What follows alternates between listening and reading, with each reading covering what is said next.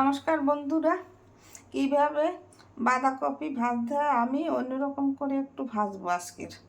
এখানে আমি বাঁধাকপি কেটে নিয়েছি, দেখানো হয়নি, আর কাঁচামরিচ ভেঙে দিয়েছি, আলু কেটে নিয়েছি চৌকো করে, আর পেঁয়াজ কুচি করেছি, আর এখানে মটরশুঁটি নিয়েছি। এখানে আমি কড়াইতে তেল দিয়ে দিলাম, চুলে ধরিয়ে দিলাম।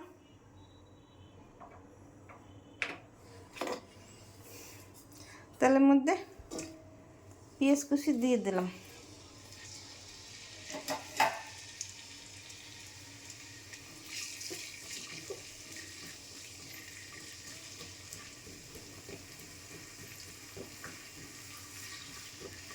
দুই মিনিট পর ফিরে আসছি।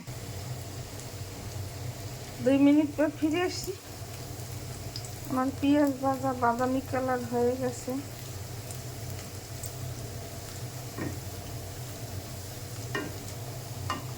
এর মধ্যে একটু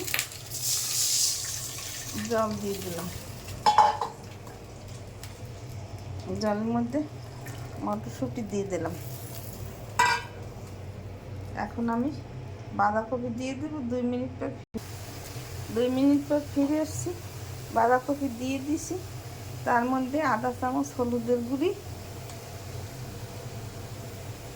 আধা চামচ লবণ,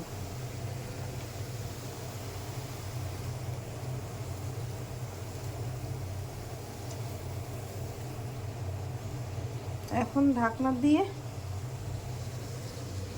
ঢেকে দিতে হবে। 2 মিনিট পর ফিরে আসছি। 2 মিনিট পর ফিরে এসে ঢাকনা তুলে দিলাম। বাঁধাকপি প্রায় সেদ্ধ হয়ে গেছে। এখন একটা তেজপাতা দিয়ে দিলাম, মধ্যে আধা চামচ জিরের গুঁড়ি দিলাম, আধা চামচ ধনের গুঁড়ি দিলাম, তারপর আধা চামচ গোলমরিচের গুঁড়ি দিলাম।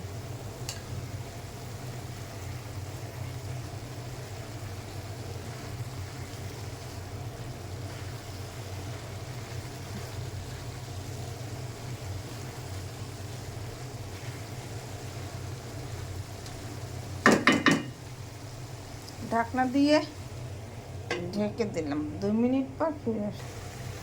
2 মিনিট পর ফিরে এসছি। এখন একটু আধা চামচ চিনি দিয়ে দিতে হবে, 1 চামচ ঘি দিয়ে দিতে হবে। ঘি দিলে টেস্ট ভালো হয়।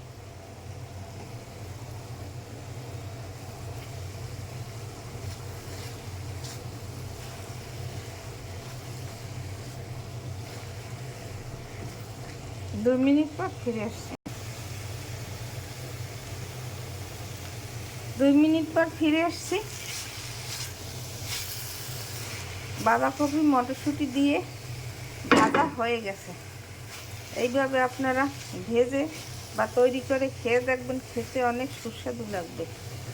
সুন্দর সুন্দর ভিডিও পেতে আমার চ্যানেলটাকে সাবস্ক্রাইব করে পাশে থাকবেন, লাইক কমেন্ট শেয়ার করে। ধন্যবাদ।